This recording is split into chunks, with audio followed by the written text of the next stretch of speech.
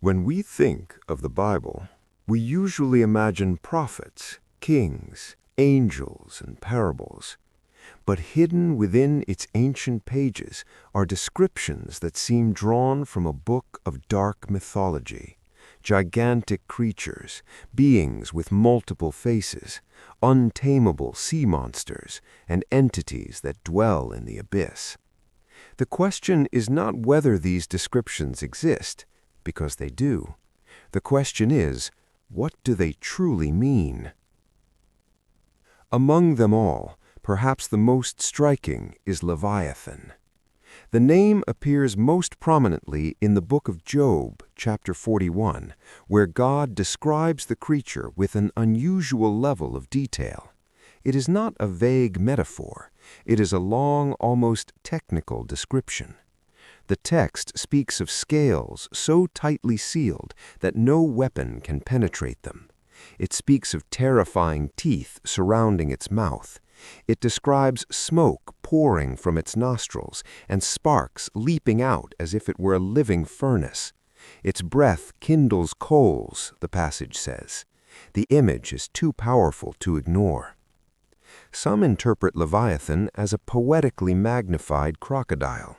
Others see it as a symbol of primordial chaos, a representation of evil, of the disordered forces that existed before creation was fully shaped. In Psalm 74, the text declares that God crushed the heads of Leviathan, plural, as if confronting an ancient chaos entity. In Isaiah 27, Leviathan is described as a swift serpent who will be punished at the end of days. This raises an unsettling question. Are we dealing with an animal, a metaphor, or something that, for the ancient world, represented a deeper spiritual reality? In the ancient Near East, the sea symbolized disorder, danger, forces beyond human control. Leviathan appears precisely in that context, an untamable creature, impossible to capture, before whom humanity stands powerless. In God's speech to Job, Leviathan is not presented as an enemy for man to defeat, but as proof of human limitation before divine creation. And yet, there is something even more intriguing. At no point does the text suggest that Leviathan is merely legend. It is described as part of creation, something that exists under divine authority, even if it appears monstrous to human eyes. Perhaps the most unsettling aspect is not the creature's appearance. Perhaps it is the message behind it. There are forces in the universe that lie beyond human comprehension, and not everything that appears chaotic is beyond God's control. If Leviathan represents the terror of the depths, the next being described in the Bible seems to carry the weight of the earth itself. In the same speech, where God speaks of Leviathan, he mentions another astonishing creature, Behemoth. The description appears in Job 40, and once again it is not brief. God draws Job's attention to this being as evidence of the grandeur of creation. The text says that it eats grass like an ox, yet its strength is in its loins and the power of its stomach muscles. Its bones are compared to bronze, its limbs to bars of iron. It is described as the first of the works of God. The name Behemoth comes from an intensified plural form of the Hebrew word for beast, as if it meant the great beast, or the beast above all beasts. Some scholars suggest it may refer to a hippopotamus. Others think of an elephant. Still others speculate about extinct creatures that shaped the ancient imagination. Yet the detail that consistently draws attention is the description of its tail, compared to a cedar, a massive and imposing tree, not something small or insignificant. Behemoth is portrayed as a creature of unquestionable strength, yet at the same time peaceful, feeding on vegetation. It inhabits areas near the water, concealed among reeds and marshes. Unlike Leviathan, which carries connotations of chaos and confrontation, Behemoth seems to represent the raw force of creation in its purest form. What makes this description so intriguing is not merely the size or power attributed to the animal, but the context in which it appears. God does not mention Behemoth to frighten Job, but to demonstrate that there are aspects of creation that lie entirely beyond human understanding. If humanity cannot fully control or comprehend these creatures, how could it presume to question the structure of the universe? Some ancient interpreters viewed Leviathan and Behemoth as complementary symbols, the monster of the sea and the beast of the land, representing primordial forces. Others see them as real creatures poetically magnified. In either case, the message is similar. There are dimensions of reality that defy simple explanation. Behemoth is not presented as an enemy, nor as a demon. It is part of creation, part of the order established by God. And that makes it even more unsettling, because the Bible does not soften these creatures, nor does it attempt to domesticate them. On the contrary, they are described with an intensity that borders on the mythical. If Leviathan reveals the limits of humanity before chaos, Behemoth reveals its limits before power. And yet, these two creatures are not the strangest beings that appear in Scripture. If Leviathan dwells in the depths and Behemoth rules the land, the next creature is not below, it is above, and its description is among the strangest ever recorded in Scripture. In the book of Ezekiel, chapter 1, the prophet recounts a vision that defies any conventional image of angels. He sees living beings descending from heaven amid fire and radiant clouds. Each of them has 4 faces: the face of a man, a lion, an ox, and an eagle. They have 4 wings, and their bodies gleam like burnished metal, glowing with heat. Their legs are straight, their feet like those of a calf, shining like polished bronze. But the most enigmatic part is not the faces. Beside these beings, Ezekiel sees wheels, wheels within wheels, and the wheels are full of eyes all around. When the beings move, the wheels move with them. When they stop, the wheels stop. There is no fixed direction because they can move in any direction without turning. Later, in chapter 10, these beings are identified as cherubim. Cherubim, not delicate figures with small wings, not soft or gentle images, but complex, hybrid, nearly indescribable entities. They do not merely fly, they uphold something. Above them is what appears to be a crystalline platform, and above that platform is a throne, and upon the throne a figure with human likeness, surrounded by fire and overwhelming radiance. This vision does not feel symbolic in any simple sense. It is structured, detailed, insistent, and it raises an unavoidable question.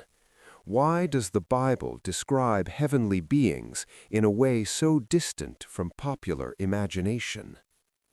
In the ancient world, cherubim were often depicted as guardians, hybrid beings who protected sacred spaces.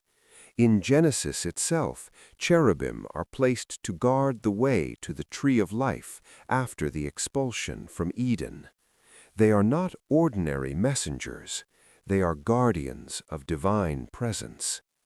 What is most intriguing is that these creatures are not presented as anomalies. They are part of the heavenly order, integrated into the very structure of God's throne. They are described as covered with eyes, a symbol of total perception, unceasing awareness. What Ezekiel saw was not merely a strange creature. It was a reality that does not fit easily within human logic. And perhaps that is the central point. The Bible does not simplify the spiritual world. It makes it vaster, more complex, more mysterious. And there is more still. Because above these cherubim, another type of being is mentioned in another book. Creatures with 6 wings who never cease proclaiming something that echoes beyond time. And they are even more enigmatic. If the cherubim uphold the throne, the seraphim stand before it. The only direct description of these beings appears in Isaiah 6. The prophet recounts a vision of the Lord seated on a high and exalted throne, and above him stood the seraphim. Each had 6 wings. With 2 they covered their faces, with 2 they covered their feet, and with 2 they flew. The name seraphim comes from a Hebrew root connected to fire, something like the burning ones or the fiery ones. Unlike the cherubim, described with multiple faces and wheels full of eyes, here the focus is on brilliance, intensity, and reverence. They are not presented as messengers. They do not deliver announcements. They proclaim. Holy, holy, holy is the Lord of hosts, and they do not cease. The description suggests constant movement and absolute reverence. They cover their faces as though even they cannot fully gaze upon the glory before them. They cover their feet, a gesture associated with humility and awareness of their position. And yet they fly, active, vigilant. What is most intriguing is that the Bible does not elaborate on their physical form beyond the wings. It does not mention multiple faces. It does not describe wheels. Yet the term burning ones implies something beyond mere physicality. It suggests intensity, proximity to the divine. Interestingly, elsewhere in the Old Testament, the same word, translated as seraph, is also used for the fiery serpents in the wilderness. This has sparked scholarly debate about possible symbolic connections. Were they serpent-like beings, purely celestial entities, or do both images simply share the idea of something that burns? What is clear is that the seraphim are not portrayed as soft or decorative figures. They inhabit the closest realm to divine presence. And Isaiah's reaction to the vision is revealing. He declares himself undone, suddenly aware of his own impurity. One of the seraphim then touches his lips with a coal taken from the altar, symbolizing purification.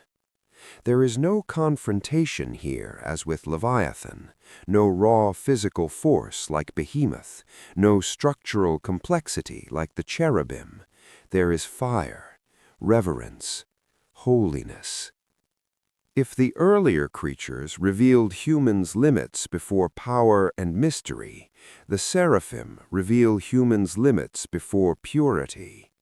But there is still one final creature, and it stands neither before the throne nor in the depths of the sea. It rises from the abyss, and its description may be the most disturbing of all. If until now we have spoken of sea monsters, beasts of the land, and beings before the throne, the final creature emerges from an even more unsettling place: the abyss. In Revelation chapter 9, we are told that a star falls from heaven and is given the key to the shaft of the abyss. When it is opened, smoke rises like that of a great furnace, darkening the sun and the air. And from the smoke emerge creatures that defy simple classification. They are described as locusts, but not ordinary locusts. They resemble horses prepared for battle. On their heads are what appear to be crowns of gold, their faces like human faces, their hair like women's hair, their teeth like lions' teeth. They wear breastplates like iron, and the sound of their wings is compared to the thunder of many chariots rushing into war. And there is more. They have tails like scorpions, with stingers capable of tormenting but not killing for 5 months. The text states that their king is the angel of the abyss, called in Hebrew Abaddon, and in Greek Apollyon, names that mean destroyer. This description is not symbolic in any simplistic sense. It is specific, strange, too detailed to be dismissed, too complex to be reduced to a single explanation. Some interpret it as purely apocalyptic imagery, representing spiritual forces. Others see symbolic portrayals of judgment. But what remains undeniable is the visual intensity. The Bible, especially in Revelation, does not shy away from disturbing imagery. It uses it to communicate the gravity of what is being described. The abyss appears elsewhere in Scripture as a place of containment, a realm where certain beings are held, awaiting judgment. It is not merely hell in the popular sense. It is a deep place associated with chaos, judgment, and restraint. And when it opens, something emerges. If Leviathan represents ancient chaos, if Behemoth symbolizes untamed strength, if the Cherubim and Seraphim reveal the complexity and holiness of the heavenly realm, the creatures of the abyss represent something different: judgment released. The Bible is not a simplified book. It does not portray the spiritual universe as flat, uniform, or predictable. On the contrary, it presents a layered reality, populated by distinct beings, varied functions, and mysteries that remain only partially unveiled.